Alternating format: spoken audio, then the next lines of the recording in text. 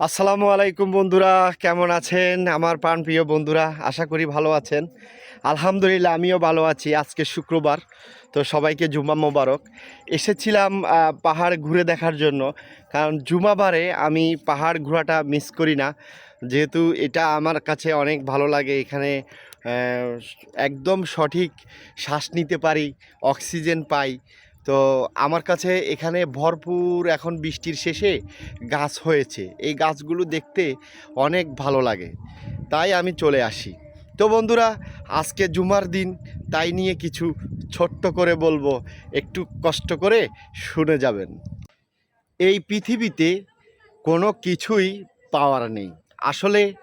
কেয়ামতের দিন যদি আল্লাহ পাক বলে যে যাও, তোমাদেরকে মাফ করে দিলাম, তবে আমার মনে হয় সেটাই হবে সবার জন্য বড় পাওয়া। কি দারুণ বাতাস পাহাড়ে, মনের সন্তুষ্টির মাঝে প্রকৃত সুখ। আমি মনে করি প্রচুর ধন সম্পত্তির মাঝেও সুখ থাকে না, সুখ থাকে মনের সন্তুষ্টির মাঝেই। কি বলেন? একটা কথা মনে রাখবেন বন্ধুরা, নর্ম ভদ্র মানুষগুলোই সবসময় দেখবেন, এবং যারা সদাচরণ করে এরাই মানুষের ভালোবাসাটা জয় করে নেয়। তাই বলছিলাম, অবশ্যই মানুষের সাথে সুন্দর ব্যবহার, ভালোবাসা, সে হয়তো আপনাকে প্রথমে ভুল বুঝবে, পরে সবই ঠিক হয়ে যাবে। একটু অপেক্ষা করুন। ও, আরেকটা কথা বন্ধুরা, সবসময় প্রস্তুত থাকো, কারণ মৃত্যুর ডাক আসলেই আর প্রস্তুত হওয়ার সময় থাকবে না। হঠাৎ আকাশটা কালো হয়ে গেছে, অনেক মেঘ জমে গেছে আকাশে।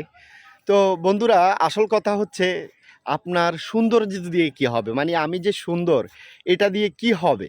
আপনি যে সুন্দর এটা দিয়ে কি হবে যদি আপনার চরিত্র সুন্দর না হয়? থাকতে পারে আপনার বড় বড় ডিগ্রি, যদি আপনার ভিতরে দিনের জ্ঞান না থাকে, তাহলে আপনার কি হবে এই বড় বড় ডিগ্রি দিয়ে? বন্ধুরা, আজকে জুমার নামাজের টাইম হয়ে যাবে, তো এখনই নেমে যাচ্ছি।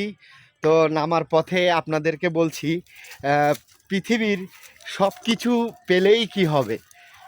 কোনো লাভ হবে না যদি আপনি আল্লাহকে না পান। পৃথিবীর সব কিছু পাওয়ার আগে আপনি আল্লাহকে পাওয়ার চেষ্টা করতে হবে, আর সব কিছুই তো আপনাকে পেয়ে যাবে, আপনার কাছে চলে আসবে। তো এই পৃথিবীতে সবাই সব কিছু ভোগ করতে পারে না। লক্ষ কোটি টাকা থাকে, কিন্তু আপনার অসুস্থতার জন্য খাবার খেতে পারেন না।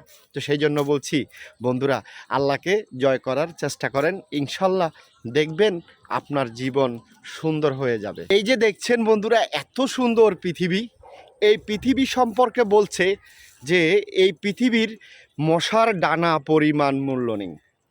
এবার বুঝেন, এত সুন্দর পৃথিবীর যদি মশার ডানা পরিমাণ মূল্য না থাকে, তাহলে আল্লাহর কাছে আরও কত সুন্দর পৃথিবী রয়েছে, জান্নাত।